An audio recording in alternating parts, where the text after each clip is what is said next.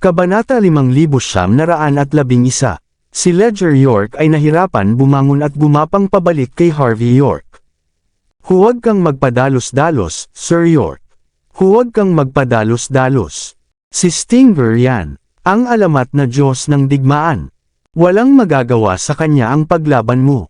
Sinasabi nila na pinatay niya ang maraming katulad niya gamit lang ang kanyang mga kamay. Hayop ka. Sinusubukan mo na naman bang sirain ang negosyo ko? Sa wakas ay nakita ni Welt York ang mukha ni Harvey. Natakot siya kay Harvey pero agad na naging mapagmataas nang makita si Stinger sa tabi nito. Pinahina mo ako at binasag ang mga kamay ko. Gusto mo bang mawalan din ako ng mga paa, o ano? Sabihin ko sa iyo, niloko mo ako noon pero hindi ka na makakapagsamantala sa akin ngayon. Gigil na sabi ni Welt. Inilipat niya ang tingin kay Stinger bago nagpaikot ng mga mata. Nandito pala si Stinger. Galit niyang sabi, si Harvey ta, Stinger. Hindi lang niya ako binugbog, kundi sinuwi din niya ang young master. Plano niyang sirain ang negosyo mo dito.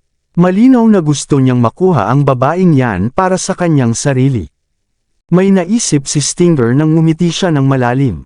Ikinross niya ang mga braso habang dahan-daw ang papalapit kay Harvey. Ikaw ba ang lalaking nakaparalisa kay Salem? Narinig kong dinurog mo rin ang maruming si Stefan. At hindi pa banggitin si Master Tekay. Binugbog mo rin ang isang tao mula sa aming sekta at pinilit mo siyang basagin ang kanyang sariling mga braso. Aba, sa tingin mo ba'y kahanga-hanga ka? Sa tingin mo ba'y ikaw na ang pinakamagaling? Parang walang pakialam si Stinger nang magsalita siya. Pero dahil sa kung paano siya magsalita, tila ba may nakamamatay na intensyon, kaya't hindi maiwasang manginig ang lahat. Pinakamagaling. Inilagay ni Harvey si Mandy Zimmer sa isang sopa. Pagkatapos ay naglakad siya patungo kay Stinger bago nagsalita. Hindi ko masasabi yan dahil sa pagpilit kay Welt na basagin ang kanyang mga braso. Pero, maaari kong sabihin na kahanga-hanga ito. Inihampas ni Harvey ang likod ng kanyang palad sa mukha ni Stinger. Sampal. Malinaw na nakikita ang pulang marka ng palad sa kanyang mukha. Walang nakakilos sa nakita. Siya ang kanang kamay ng alamat na si Young Master Amos. Pero sinampal siya sa mukha ni Harvey. Napakabagal ng pakiramdam ng lahat. Walang naglakas loob na makapagsalita noon. Si Ledger, na nagpapanggap na nasaktan, ay nakanganga. Puno siya ng takot at hindi makapaniwala. Ang mga ginawa ni Harvey ay lampas sa kanyang mga inaasahan. Ang mga taong tulad niya ay hindi kailanman gagawan ng mga bagay ng makatwiran. Pinlano ni Ledger at Welt na lokohin si Harvey. Pero naisip ba talaga nilang kaya nilang gawin ang ganitong bagay? Ikaw ay psychopath. Paano mo nagawa yan kay Stinger? Hindi mo ba alam kung sino siya? Tumayo si Welt York para ipagtanggol si Stinger, galit na galit ang kanyang mukha. Ang 8 kalbong lalaki mula sa likuran ay lumapit din, malamig ang kanilang mga ekspresyon. Mga monghe sila mula sa Aidnar Temple. Bukod sa kanilang lakas sa pakikipaglaban, bihasa rin sila sa pagtutulungan. Nakatanggap ng impormasyon ang mga sekta na si Harvey York ay isang Diyos ng digmaan, ngunit hindi gaanong nag-aalala ang mga taong ito. Sa isang banda, naniniwala sila sa kanilang martial arts ng higit sa lahat. Sa huli, lahat ng martial arts ay nagmula sa mga sekta. Sa kabilang banda, ang impormasyon na naglalarawan sa kakayahan ni Harvey sa pakikipaglaban ay lubos na pinalaki. Iniisip ng mga monghe na kahit na isang Diyos ng digmaan si Harvey, tiyak na nakarating siya sa ganitong kalagayan dahil sa mga gamot. Ang mga taong ito, na nagsasanay sa martial arts mula pagkabata, ay hindi man lang nag-aalala. Kahit na binugbog ni Harvey si Welt, alam ng mga monghe na hindi magiging masyadong mahirap na talunin siya.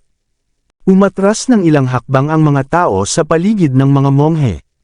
Ilang magagandang babae ang tumitingin din kay Harvey nang may paghamak sa kanilang mga mata.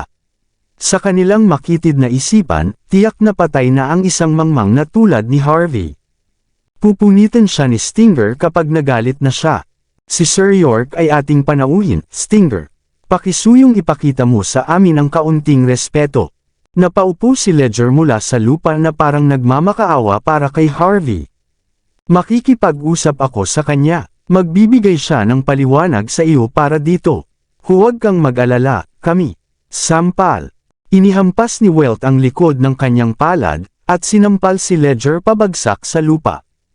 Ikaw matandang hayop, sa tingin mo ba may karapatan kang magsalita? Ipakita mo sa kanya ang respeto. Anong respeto ba ang mayroon ka sa harap ng isang tulad ni Stinger? At para kay Harvey, paano nang ahas ang hayop na yan na hawakan si Stinger? Hinihingi niya ang kamatayan sa puntong ito. Nakalimutan na ni Welt ang pakikitungo niya kay Ledger. Naniniwala siya na kailangan niyang palalain ang sitwasyon dahil si Harvey ay mayabang. Sa ganoong paraan, mamamatay si Harvey ng isang kakilakilabot na kamatayan. Pakinggan mo ako, Welt. Sigaw ni Ledger habang tinatakpan ang kanyang mukha. Hindi mo dapat hayaang lumaban si Stinger kay Harvey. Magiging masama ang mga bagay kung gagawin mo yan. Wala akong pakialam. Kung patuloy kang magreklamo ngayon, bubugbugin din kita. Pagkatapos, tinuro ni Welt si Harvey habang malamig na tumatawa. Hindi ka namin palalampasan sa paggawa mo niyan kay Stinger. Hindi mo ako palalampasin. Malamig na tumingin si Harvey, at hindi pinapansin ang mga monghe na papalapit sa kanya. Ganoon din ang dapat kong sabihin sa iyo. Hinawakan mo ang aking babae at sinubukan mo pang matulog kasama niya. Kung hindi ka magbibigay ng paliwanag para dito, magkakaproblema ka. Ang kalmadong tugon ni Harvey ay nagpanginig kay Welt. Nadama niya ang nakamamatay na intensyon ni Harvey na nagkakatotoo sa real time. Wala namang balak si Harvey York na magkagulo. Kahit na plano ng mga sekta na labanan siya, hindi siya gagawa ng anumang bagay bago pa man sila kumilos. Dahil plano ni Stinger na gamitin si Mandy Zimmer para mapaunlad ang kanyang martial arts. Kung ganoon, natural na hindi niya hahayaan ang mangyari iyon. Ano, nagbabanta ka ba sa akin at kay Stinger? Huminga ng malalim si Welt York, na pinipilit na pakalmayan ang sarili. Gusto mo bang magpaliwanag ako? Bibigyan kita ng paliwanag ngayon din.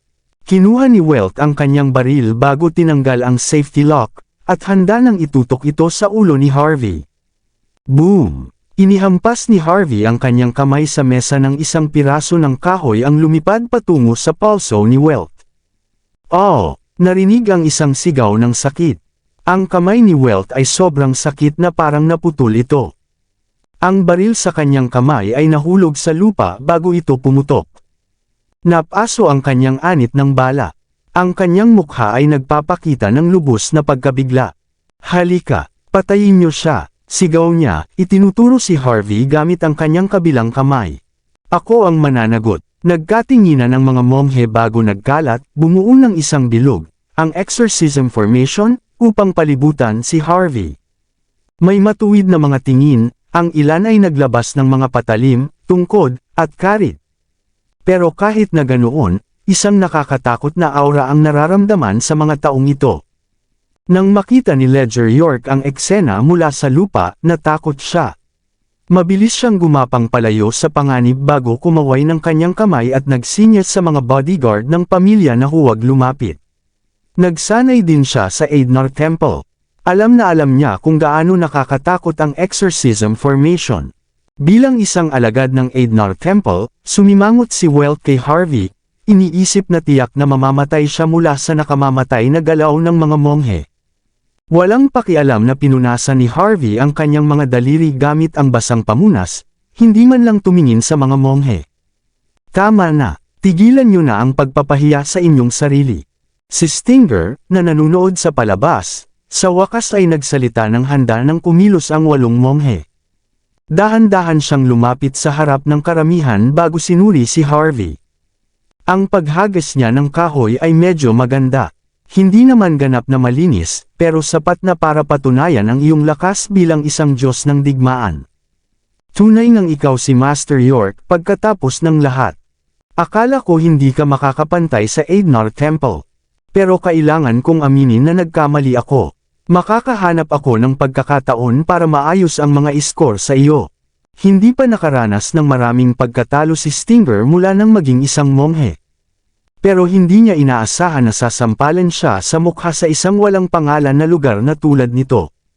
Natural na hindi niya hahayaan na madali lang itong mawala. Masyado kang madaldal. Kung ganoon ka kagaling, lumaban ka na. Tumingin si Harvey York. May 8 kang ibang monghe. Ikaw mismo ay isang Diyos ng digmaan. Kung seryoso kang lalaban sa akin, baka masaktan mo lang ako at mabawi mo ang iyong pagmamalaki. Hahayaan kitang mauna. Lubos na nagalit si Welt York nang marinig ang mga salitang iyon. Stinger, ang hayop na yan ay hindi ka man lang nirerespeto. Patayin mo siya. Atake ng sabay-sabay. Kung ang 8 monghe ay hindi sapat para tulungan ka, kukunin natin ang lahat ng 36. Tiyak na mamamatay ang mayabang na hayop na yan. Tumingin ng masama si Stinger kay Welt. Ikaw ay isang alagad ng Aidnar Temple. Bakit ka ganyan kawalang muwang? Malamig niyang sagot. Si Master York ay may kontrol sa kalahati ng mga panlabas na lugar. Sa tingin mo ba ang isang kilalang tao tulad niya ay madaling matatalo? Kung lalaban ka sa kanya, lalaban ka sa 4 na malalaking tribo at sa Wolven Tribe. Ano ang gagawin mo kapag nagpasya ang lahat ng puwersang iyon na lumaban sa iyo? Huminga ng malalim si Stinger bago nagpakita ng isang hindi kapani-paniwalang kalmadong ngiti. Bukod dito, mamatay man siya o hindi. Hindi nasa atin ang desisyon. Kailangan nating tanungin ang Young Master Amos tungkol dito. Kung gusto niyang maglaro ng dahan-dahan at gawing impyerno ang buhay ni Harvey. Sisirain natin ang kanyang kasiyahan sa pagpatay kay Harvey ngayon din. Napahinto si Welt. Agad siyang nanginig ng maisip ang misteryosong Young Master ng Aidnar Temple. Kinamumuhian ni Welt si Harvey, ngunit mas natatakot siya kay Amos.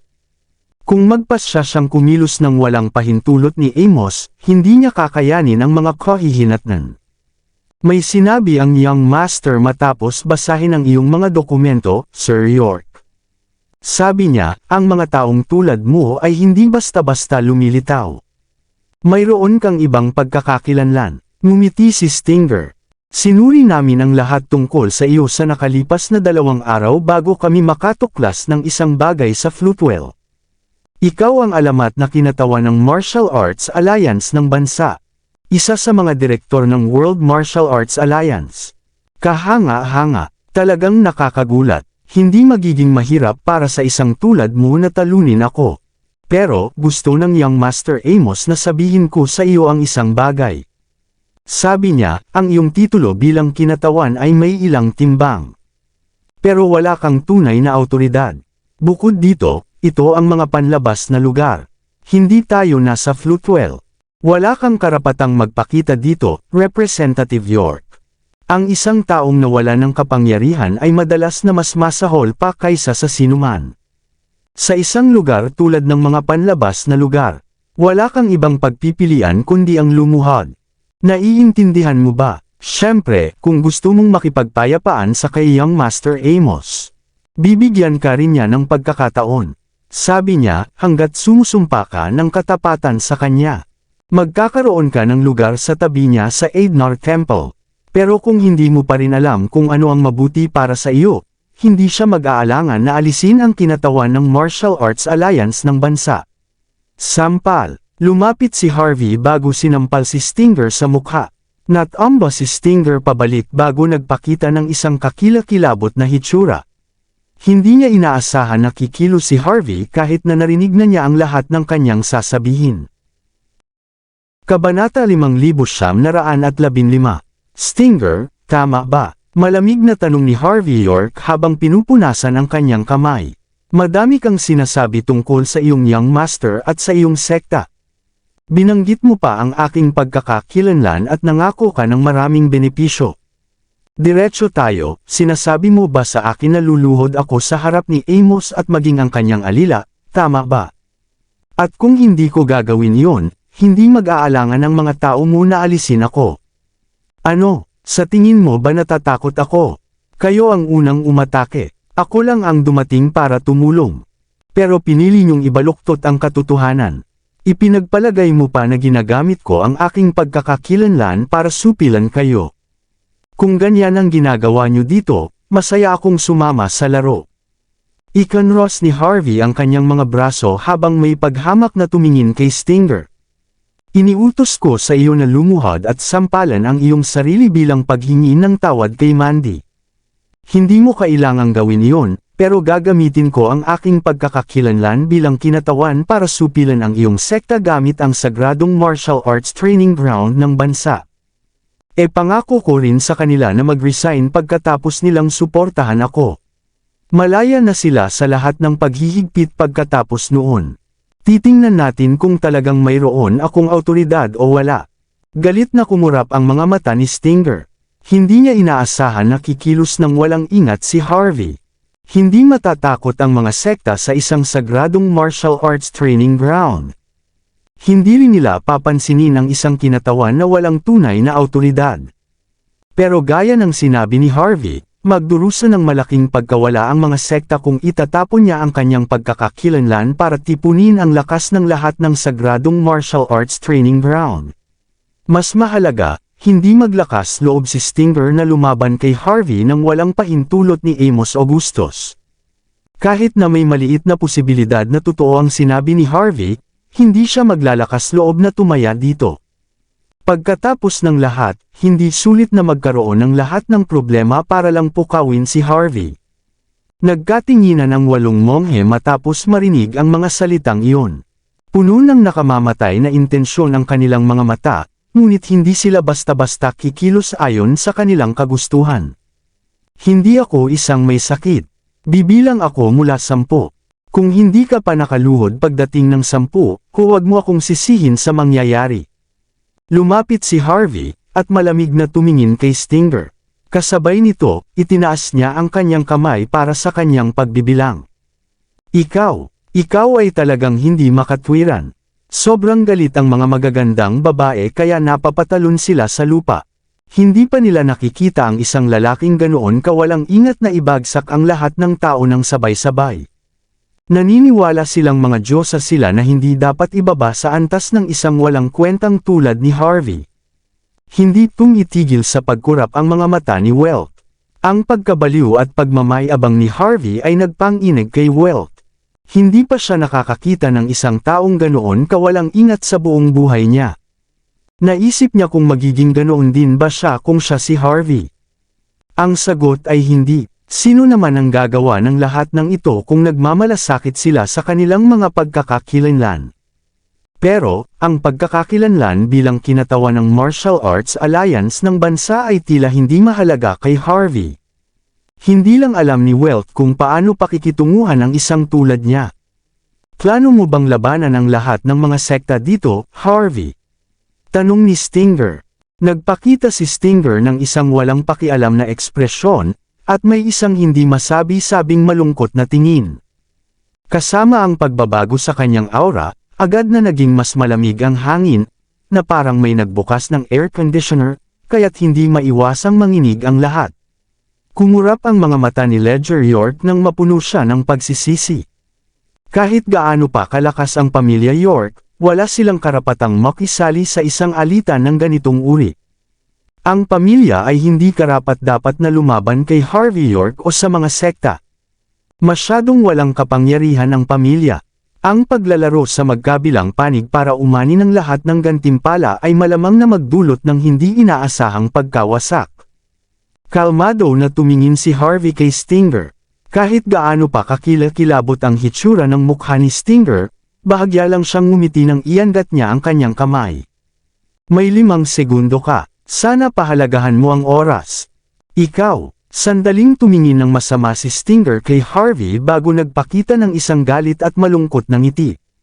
Maganda, napakaganda. Maraming taon na akong naglalakad sa underworld. Maraming Diyos ng digmaan at hari ng armas ang pinatay ko sa aking panahon. Nag-iisa kong tinalo ang isang espesyal na puwersa na may daan-daang tao.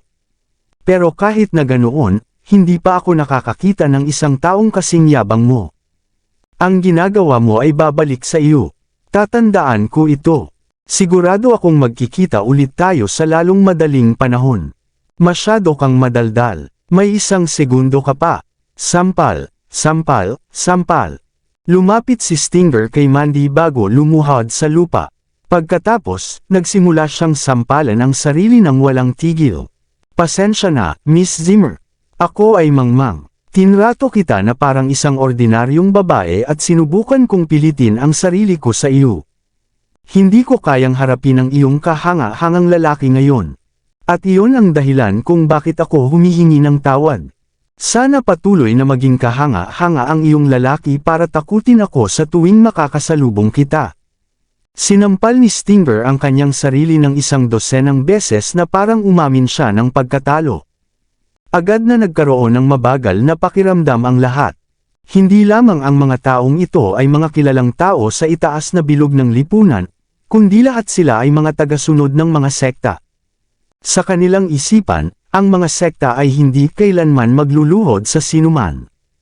Mas mahalaga, si Stinger ay isang Diyos ng digmaan. Pero agad siyang umamin ng pagkatalo nang hindi man lang gumagawa ng kahit ano. Kailangan ba talaga ito? Lumuhad siya sa harap ng lahat bilang paghingi ng tawad. Napaka nakakahiya nito. Talagang nakakahiya. Aalis na kami. Tumayo si Stinger matapos humingi ng tawad. Nang hindi tumitingin kay Harvey, kumaway siya ng kanyang kamay bago umalis kasama si Welt at ang iba pa. Umalis siya nang hindi nag-aaksaya ng kahit isang segundo. Ang mga taong hindi nakakaalam ay iisipin na si Harvey ang lumuhad at hindi siya. Pero, nangangahulugan ito na gagamitin ng mga sekta ang lahat ng kanilang kapangyarihan para alisin si Harvey. Kumislap ang mga mata ni Harvey habang tinitingnan niya ang mga likuran ng grupo ng mga tao. Pagkatapos, inilipat niya ang kanyang tingin kay Ledger, na nakatingin ng may pagkalito, bago siya sinipa sa lupa. Ito ba ang patunay ng iyong katapatan? Nanginginig si Ledger York. Ito ay isang maling akala. Iyon lang. Palagi akong tapat sa iyo. Hindi alam ni Welt kung ano ang mabuti para sa kanya. Nakikipag-alyansa siya sa Aidnar Temple para labanan ka. Bibigyan kita ng paliwanag para dito. Bam! Sinipa ni Harvey York si Ledger sa gilid bago lumapit kay Mandy Zimmer at binigyan siya ng tubig. Kasabay nito, inilagay niya ang kanyang kamay sa palso ni Mandy para pasiglahin ang kanyang dugo. Ano ang nangyari dito, Mandy? Bulong niya nang halos gumaling na si Mandy. Hindi ba dapat bumalik ka na sa Walls Inn? Paano ka nakarating sa ganitong sitwasyon? Naisip ni Mandy ang nangyari. Maingat na siya pero hindi niya inaasahan na matatalo rin ang kanyang mga bodyguard. Nasumpa siya nang hindi niya namamalayan. Ako ay mangmang. Huminga ng malalim si Mandy bago inilarawan ang sitwasyon. Hiniling ni Welt na makita ako. Sabi niya, may paraan para makuha ko ang Eidbid na hinahanap ko. Pero, gusto niyang makipagkasundo sa akin. Matapos makita ang kanyang seryosong mukha, naisip ko ito ng ilang sandali bago ako nagpasya na tingnan. Pagdating ko, sinabi ni Welt na gusto niyang ipakilala ako sa isang taong nagngangalang Stinger. Sinabi niya sa akin na kapag masaya na si Stinger, makukuha niya ang lahat ng 9 Eidbids para sa akin, hindi lang isa. Matapos maramdaman na may mali, mabilis akong nag-isip ng dahilan para umalis. Hindi ko namalayan na gumamit si Stinger ng isang uri ng mahika para painitan ang buong katawan ko. Nakaligtas ako sa pamamagitan ng pagsasabi na kailangan kong gumamit ng banyo. Iyon ang dahilan kung bakit ako nakarating sa looban. Parang natatakot si Mandy. Nakarating ka dito ng aksidente. Tumingin ng masama si Harvey kay Ledger, na tuluyang naparalisa sa lupa. Malamang na hindi ito isang aksidente. Tiyak na pinlano ng amo ng pamilya York dito ang lahat kasama si Welt. Hindi lang nila sinusubukan na subukan ang lakas ko at ng mga sekta. Plano rin nilang umani ng gantimpala sa paglaban ko sa mga sekta. Nakakahiya na nabigo ang kanilang plano. Mas naging malamig ang tingin ni Harvey kay Ledger. Nagpakita ng kakila-kilabot na hitsura si Ledger. Napagtanto niya na ganap ng nabunyag ang mga plano ng pamilya. Bukod sa pagyuko sa harap ni Harvey, hindi na siya maglalakas loob na subukan ang anumang bagay. Minamaliit ko ang mga taong ito, bulong ni Mandy. Akala ko susundin nila ang mga tuntunin ng pagnenegosyo. Hindi ko akalain na isang malaking panlilinlang lang pala ito mula sa simula. Umiling si Harvey. Pinlano nila ito laban sa iyo. Wala kang ideya na darating ito. Natural na mahirap para sa iyo na gumawa ng anumang bagay tungkol dito. Pagkatapos, tumingin ulit ng masama si Harvey kay Ledger. May isa ka pang pagkakataon para magsalita. Mas mabuting pahalagahan mo ang pagkakataon. Nanginginig si Ledger. Ayoko talagang gawin ito, Sir York. Pangako ko. Masyadong malakas ang mga sekta. Kung hindi sumunod ang pamilya York sa sinabi ni Stinger, matagal na kaming nawala. Bukod sa pagiging kanang kamay ng Young Master Amos, siya rin ang Great Wall ng Aidnar Temple. Ang kanyang lakas ay kapantay ng isang Diyos ng digmaan. Tahimik ang Aidnar Temple sa lahat ng mga taon, ngunit tiyak na mas malakas ito kaysa sa Aidnar Temple. Totoo rin ang lahat ng sinabi ni Stinger tungkol sa kanyang sarili. Madali para sa kanya na patayin ang mga Diyos ng digmaan, at hindi pa banggitin ang mga hari ng armas. Natatakot akong nasa malaking problema ka na ngayon, Sir York. Lumapit si Harvey York bago tinapik ang mukha ni Ledger York, na naglalagay ng mas maraming puwersa sa kanyang palad sa bawat pagtapik. Kaya, ipinagkanulo mo ako dahil malakas ang mga sekta, at malakas si Stinger. Dahil lumaban ako sa mga sekta, natural lang na may mga paraan ako para ibagsak sila. Hindi kita papatayin ngayon, pero gusto kong iparating mo ang isang bagay para sa akin. Wala akong pakialam kung sasabihin mo kay Amos o kay Stinger. Mas mabuting tiyakin nilang alam nila kung ano ang mabuti para sa kanila. Kung hindi, hindi ako mag-aalangan na gawing libingan ang bawat sekta. Sino ba ang tingin ng hayop na yun sa sarili niya? Paano siya ng ahas na pilitin kang lumuhod sa harap ng isang molditang babae? Pinagsasampal ka pa niya ng paulit-ulit. Hindi lang niya tayo lahat hindi nirerespeto, pero hindi rin niya pinansin si Young Master Amos. Hindi natin siya basta-basta palalampasan, Stinger. Sa loob ng isang Toyota Alphard na nagmamaneho sa distrito ng mga dulong bahagi, gigil na gigil si Welt York na parang gusto niyang punitan si Harvey. Hindi ako makapaniwala, may malalakas tayong tao sa ating mga hanay. Bakit hindi tayo makakalaban sa isang tagalabas? Representative York. Ang kanyang titulo ay walang awtoridad. Bakit ba mahalaga iyon? Ano, nahihiya ka ba sa nangyari ngayon? May hawak na tasa ng tsaa si Stinger habang komportable siyang nakahilig sa sopa, malamig na tumitingin. Sa tingin mo ba ganoon ako kadaling makalimot para hayaan na makaligtas ang isang tao matapos akong piliting lumuhod? Sabihin ko sa iyo, gusto kong sampalan ang hayop na yun hanggang sa mamatay siya. Pero siya ay isang kumpletong baliw. Kung hindi natin gagawin ang sinabi niya, kung hindi natin aaminin ang pagkatalo noon, masisira ang mga plano ni Young Master Amos kapag pinagsama niya ang lahat ng sagradong martial arts training ground laban sa atin. Paano natin lilinisin ang gulo kung mangyari iyon? Ang pasensya ay isang birtod. Magpatalo tayo ngayon sa laban na iyon. Kung patuloy tayong magpapanggap, itutulak natin ang ating sarili sa isang sulok. Tama na lumaban para sa ating pagmamalaki, pero dapat din nating gamitin ang ating utak. Ininom ni Stinger ang kanyang tsaa bago malamig na ngumiti. Matapos makita ang mga ngipin ni Stinger nang hindi siya gumagawa ng ibang bagay, nag-alinlangan sandali si Welt bago sa wakas nagsalita. Sa huli, hindi natin basta-basta hahayaan na mawala ito, tama ba? Maaaring maapektuhan ang iyong reputasyon kung malaman ng mga tao ang tungkol dito. Kung malaman ng Evermore o ng Border Force, ituturing nilang madaling biktima tayo. Wala akong pakialam sa bagay na iyon, pero tumingin ng masama si Stinger kay Welt. Tama na, kapag iniulat ko ang lahat kay Young Master Amos, natural na mababawi ko ang aking pagmamalaki kapag nagpasya siya kung paano magpapatuloy. Wala kang karapatang sermonan ako dito. Ikaniling ni Welt ang kanyang mga mata. Bakit hindi mo ipahiram sa akin ang iyong 8 monghe? Maraming salamat sa lahat ng sumusubaybay. Please subscribe and follow my YouTube and Facebook channel, Filipino Novel. Maraming salamat po. Wala akong paraan para direktang mahirapan si Harvey. Pero si Ledger, ang matandang hayop na iyon, ay nagpasya ring labanan ka. Pababagsakin ko ang pamilya York. Magiging alila ni Young Master Amos ang pamilya. Ituring mo yun bilang kabayaran para sa iyo at sa kay Young Master Amos.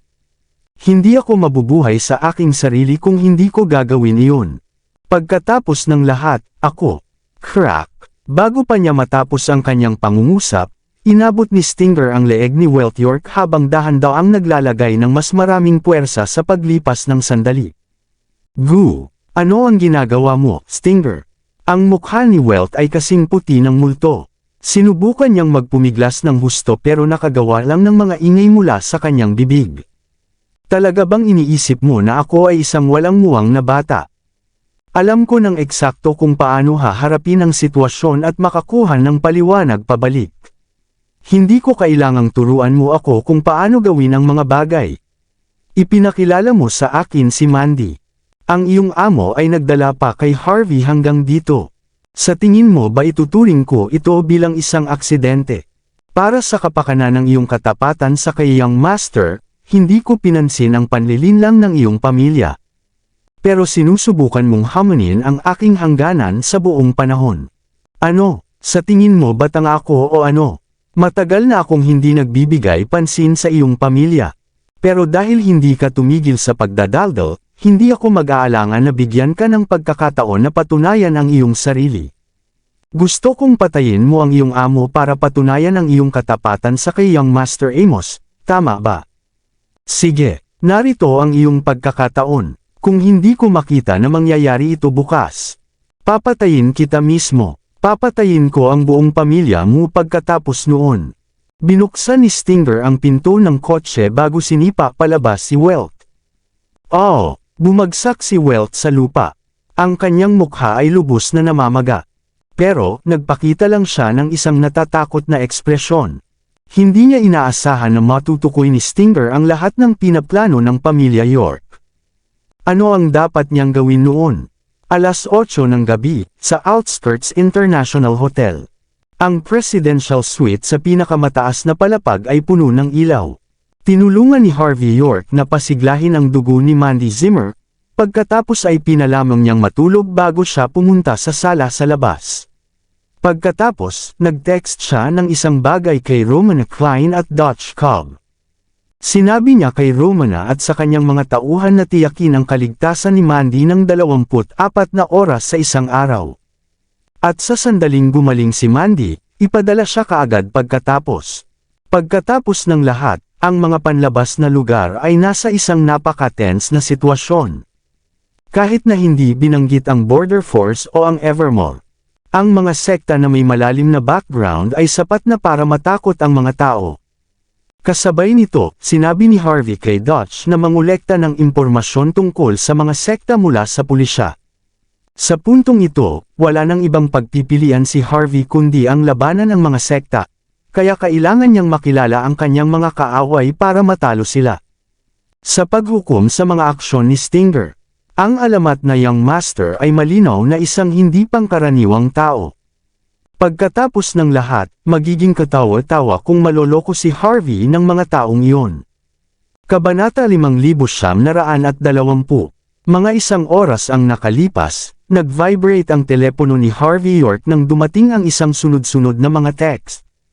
Sinulyapan ni Harvey ang mga ito bago pumasok sa tea room ng lobby gamit ang elevator ng presidential suite. Naroon na si Dutch Cobb, may daladalang isang tumpok ng mga dokumento. Nang makita niya ang mukha ni Harvey, magalang siyang yumuko sa harap nito. Tumawa si Harvey bago sinabi sa mga tauhan na maghanda ng 2 tasa ng tsaa. Ang dalawa ay nagkaroon ng masayang pag-uusap. Kumusta ang investigasyon? Nagpakita ng kakaibang ekspresyon si Dutch. Ang mga sekta ay may higit sa 1,000 taong kasaysayan, Sir York. Ang impormasyon tungkol sa kanila ay napakakomplikado. Mahirap paghiwalayin ang katotohanan at kasinungalingan sa mga dokumento. Isa pang bagay, natatakot ako na kailangan mong maging mas tiyak tungkol sa kung aling sekta ang sinusubukan mong imbestigahan para makakuha ako ng mas maraming impormasyon. Nagkibit balikat si Harvey. Dinala ako ng pamilya York para makilala si Stinger. Hindi maganda ang naging pakikitungo namin. Hindi lang pinaluhod ko si Stinger bilang paghingi ng tawad, pinagsasampal ko rin siya ng paulit-ulit. Wala na akong pakialam kung gaano siya kamapanlinlang na tao, At hindi rin mahalaga kung gaano siya katagal makatiis. Kahit na isang ordinaryong tao ay gustong punitan ako kung gagawin ko ito sa kanila. Dahil hindi ko pa rin lubos na nauunawaan kung paano gumagana ang mga sekta, maaaring makaharap ako sa malaking problema kung hindi ako mag-iingat. Stinger, isa sa mga kanang kamay ni Amos Augustus. Napasinghap si Dutch. Hindi siya isang ordinaryong tao, Sir York. Dati siyang isang consul ng Cronan Temple. Matapos maging isang Great Wall at mapabuti ang kanyang martial arts, naging isang tagapagtanggol siya sa Eidnar Temple. Sa puntong ito, kahit na siya ay lubos na pinagkakatiwalaan ni Amos. Bukod doon, titingin sa kanya ang Cronan Temple para sa patnubay dahil sa kanyang pagkakakilanlan. Isa pang bagay na narinig ko ay may koneksyon siya sa India. Inaya-iyahan rin nila siya upang itaguyod ang kanilang relihiyon. Sandaling naisip ni Dutch ang sitwasyon. Sa madaling salita, magiging mas komplikado pagkatapos mong labanan si Stinger, kumpara pa sa kay Stefan. Ang mga taong tulad ni Stefan ay mga poster boy lang para makita ng mga tagalabas. Pero sa realidad, ang pinakamahirap na tao sa mga sekta ay sina Amos at ang mga nasa paligid niya. Siguradong kahanga-hanga siya. Pero, natural lang. Hindi siya maglakas loob na labanan ako matapos malaman ang aking pagkakakilanlan bilang tinatawan kung hindi naman ganoon. Halika, sabihin mo pa sa akin. Matapos makita ang kalmadong ekspresyon ni Harvey, masasabi ni Dutch na hindi siya natatakot sa mga sekta. Balak niyang mas maunawaan ang mga sekta. Malamang natatanggalin niya sila kung sapat na ang kanilang kay-abangan para baliwalain ang batas. Gusto mo bang malaman ang lahat? O gusto mo bang magsimula kay Amos muna? Naisip ito ni Harvey ng ilang sandali. Magsimula tayo sa lahat ng pangkalahatan. Dahil nakalaan akong harapin ang mga taong ito, maaari lang akong manatiling hindi natatalo sa lahat ng impormasyon na nakukuha ko tungkol sa kanila, tama ba? Uminom ng tsaa si Dutch nang hindi nag-aaksaya ng oras. Ang mga sekta ay nagsimula 1,000 taon na ang nakalilipas. Noong panahon ng dinastiyang Kasaganaan, ginamit ng mga Indiano ang lahat ng kanilang makakaya para itaguyod ang kanilang relihiyon dito.